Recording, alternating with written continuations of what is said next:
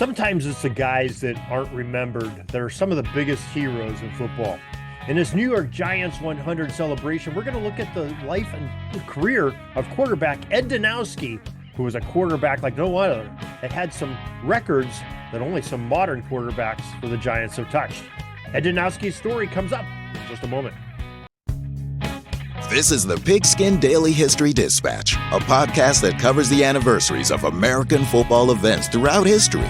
Your host, Darren Hayes, is podcasting from America's North Shore to bring you the memories of the gridiron, one day at a time.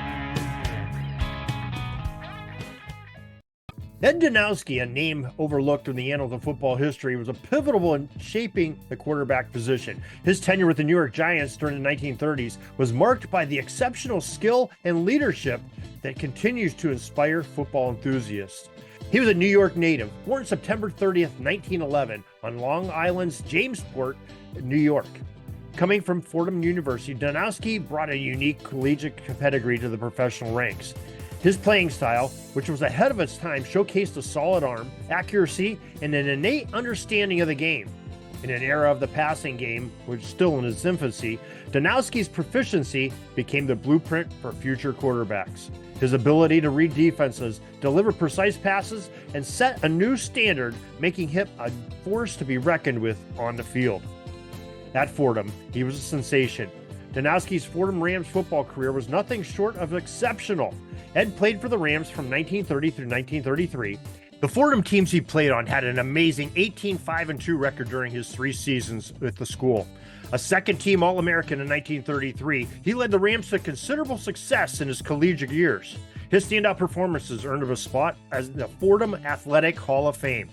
The former QB also served as the head football coach at Fordham University from 1946 to 1954 after serving in the U.S. Navy during World War II, resurrecting the team as the school dropped out of the gridiron program during the war. Danowski's Giants career legacy began when he took over for Harry Newman after the former suffered a back injury against the Bears in November. The former Fordham star piloted the Giants to an upset win in the 1934 NFL Championship game, also known as the Sneakers game. This was eerily similar to the Giants championship quarterback foreshadowing of Jeff Hostetler's experience in 1990 after Phil Simms was injured. Danowski retained the starting position in 1935 when Newman held out for more significant contract money and eventually jumped ship to join the Brooklyn franchise in the AFL in 1936.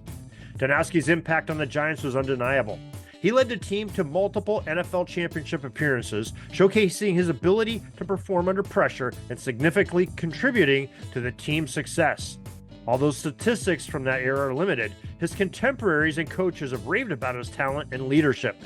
His influence extended beyond his playing days as he served as a mentor to younger quarterbacks, helping them to elevate to positions and to new heights. The accolades of this player are significant. Ed led the Giants to NFL titles in 1934 and 1938, and he made the All-Pro selections list multiple times. First team in 1935 and 1938, and a second team honors in 1937.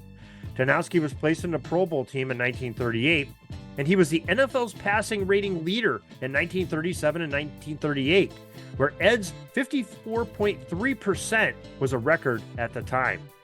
He also led the league in passing yardage and touchdown tosses in 1935, and number 22 on his jersey through 37 passes that went for scores during his NFL career, which is a respectable number for the length of his career and in the era that he played in. While Danowski's career was cut short by World War II, his legacy endures. He is often cited as one of the pioneers of the passing game, a player who paved the way for future generations of quarterbacks. His contributions to the evolution of the position are immeasurable, and his name deserves a more prominent place in the pantheon of football greats. Historian Larry Schmitt points out that Danowski is the only one of 2 Giants to be under center in a championship game win, 1934 and 1938, the other, that being Eli Manning. It's an excellent company to be in.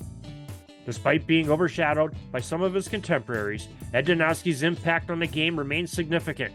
He was a trailblazer who left an indelible mark on the quarterback position, and his legacy continues to inspire football fans and players, proving that his contributions to the game cannot be understated. We thank you for joining us for this bit of football history and celebrating the New York Giants' 100th anniversary and celebrating a great gridiron star of the yesteryear in Ed Danowski. Thank you. Until next time, everybody, have a great gridiron day. That's all the football history we have today, folks. Join us back tomorrow for more of your football history. We invite you to check out our website, pigskindispatch.com, not only to see the daily football history, but to experience positive football with our many articles on the good people of the game, as well as our own football comic strip, Cleat Marks Comics. Pigskindispatch.com is also on social media outlets, Facebook, Twitter, Instagram, and don't forget the Pigskin Dispatch YouTube channel to get all of your positive football news and history. Special thanks to the talents of Mike and Gene Monroe, as well as Jason Neff for letting us use their music during our podcast. This podcast is part of the Sports History Network, your headquarters for the yesteryear of your favorite sport. You can learn more at sportshistorynetwork.com.